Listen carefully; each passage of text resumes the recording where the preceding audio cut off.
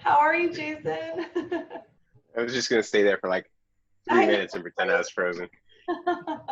So yeah, I had a quarantine baby, and it was just before quarantine hit, and I'm actually really grateful for that because it's given me the time to spend with my son that I wouldn't normally have because I'd just be a workaholic back to work and working. And this has kind of forced me to like spend time. That's a bad way to put it. Definitely, since I'm indoors, like spending time with the family is so much more important than I thought it was or than I gave it credit for. And I think a lot of people are finding that out, that it's just like so important to spend that time together, that family time, going on walks, hiking, biking. And I'm like super grateful for that time. As far as personal branding and outsourcing content, I just wanted to jump into that because it's been something that's interesting for me with even this segment that I did on LinkedIn. I don't have a video editing background or a communications degree or anything like that. And yet I kind of found myself figuring it out using apps and things like that. But it is time consuming for me and it's not my full-time job and it's not necessarily bringing any type of ROI. And I think that people usually will only do this if they're going to have some type of payoff. I still see value in it, but I don't want to spend 10 hours a week editing footage. And what I've found so far about outsourcing is that people have a different perspective on how they're going to edit these clips compared to how I would edit them, number one. And number two, I'm giving people the opportunity who actually want to be video editors and make this a career, the chance to trial and error through it, using these interviews. And I'm meeting people around the world as a result. So it's hitting every box for me and giving me some time back for myself. So I'm just curious what your perspective is on You know what you know, and you don't know what you don't know. And even on set, there's stuff that's just so far out of my league. When I'm hiring freelance professionals and we have the budget, like a gaffer will talk about things that I've never even heard of before when setting up a lighting rig to combat the sun coming in, which is actually a bluish color as opposed to, what you thought sun's yellow. No, it actually emits a bluish light. And my business partner does not have a background in production, but he understands story.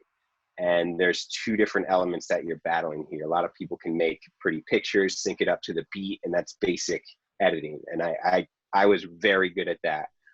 But story was something that I lacked until my business partner came along. He goes, these are the 7 elements of story that you have to follow if you want people to engage in your work or watch it to the very end or to make a difference or to make a connection with somebody's heart, which is really what the video's design is for. I love what you just said as well. And I don't know if it's a business secret, but what are the 7 steps of telling a story, through video, and how can people make sure that they're conveying that as well? Yeah, I'll give you a high level of the 7 elements of story that we kind of stumbled into when we do every production. These are the same techniques that every successful Hollywood movie follows. You have a character and you have to introduce a problem very quickly. And the better you're able to articulate that problem, the more people you will get to self-select and self-identify with said character. Whether that's Frodo Baggins, or in our case, nonprofits, people that they've helped were bullied in high school or bulimic or were this or were that. And as you're going down this road of the things and the problems that they face, you get people like, man, that was me. Man, that was my cousin. I know somebody with a drug problem. And now your viewer has become your character, which is your best case scenario. Your character has to meet a guide. And businesses and nonprofits always make this mistake. They position themselves as the hero, and they should be positioned as the guide. Your business is the guide in someone else's journey to becoming a hero. So the guide comes in nonprofit worlds, that's the nonprofit. In corporate worlds, that's the business or the brand. They are the guide, and they give the character a plan to follow, and then call that character to action. And then you watch the character kind of come out of this dark, dreary, tension-filled space and succeed at the very end. And that's the other key to the story, is there's no resolution until the very end. And if you watch every major Hollywood blockbuster Avengers, for example, bad guy doesn't die till the end. There's no resolution. Good guys don't win until the very end. And as soon as they win, it's like credits, like within 5 to 10 minutes, because people are zoned out. It's like, oh, okay, good. Nothing to pay attention to anymore. So if there's a way you can interject some of those elements into the content you're creating, whether that's video or a blog post or anything written, emails, you introduce that problem and clearly articulate it. That's the biggest part of the story. Then you get people hooked. Yeah. And it's funny, it's different for different platforms. And on social, you have 3 seconds to get people's attention. So people waste a lot of that time on intros and logos and this, that, and welcome to my show. It's just like, boom, get into it. Problem, let's go. Like, it's like, and if you watch successful YouTubers, they'll have a 10-minute piece on YouTube, but on Facebook, it's whittled down to, let's say, 90 seconds. And it's just like to highlight the craziest thing that's ever happened right up front.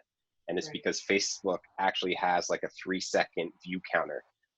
So it lets you know you've had 1,000 views. All of them were 3-second views, except for these 10 that made it to 1.5 minutes. So you have to catch people very quick, and then you have to keep them engaged to the very end, as long as you possibly can. Absolutely. And speaking of reputation, I would be remiss, I think, if I forget and just don't make time to ask these questions about your personal brand, right? And how you physically present yourself on the camera. So for instance, like, without getting so personal, but like the beard is part of your brand, and the hat and the glasses and everything. And then just your general presence and demeanor on the camera. Are you very intentional about all of these things, or is it just natural at this point because you're around cameras all the time? We always joke that I can never shave my beard now, and I can't take off the hat. And if I go to my networking group without it, they're like, "Hey, where's the hat?" Exactly. So, you're unrecognizable without it, I'm sure. yeah, it went back to what somebody said to me, Darren McGarrow, the DSM group. He was been like a mentor to us as a marketing agency. And he said, your face is the brand. And he said that before we even met. He had just seen me, and he was friends with my business partner. And he said that, and he's got a really memorable face. And this was pre-Bowler days. How do you procure the agencies that you work with? Because I think that that's tied into it. And are they mostly coming to you, or are you seeking them out as well? So it's a funny story. We usually go into agencies, and we started going into agencies for help, just to make a connection and to let them know we were here, but to help us with the Hero Collectors initiative of branded content with purpose, we call it. And they would sit down with us, and they'd hear our story and see what we're doing and see some of our work. And they're like, wow, this is great.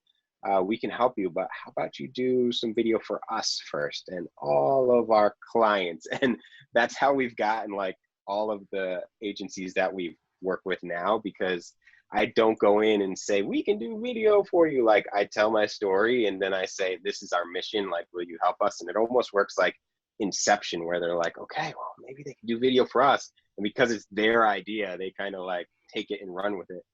And we didn't do that on purpose to start, but that's just kind of how it happened. Yeah. And I was going to ask you what your goal is with this. And like you said, there's no ROI right now, which is debatable. But what is your goal in producing these videos?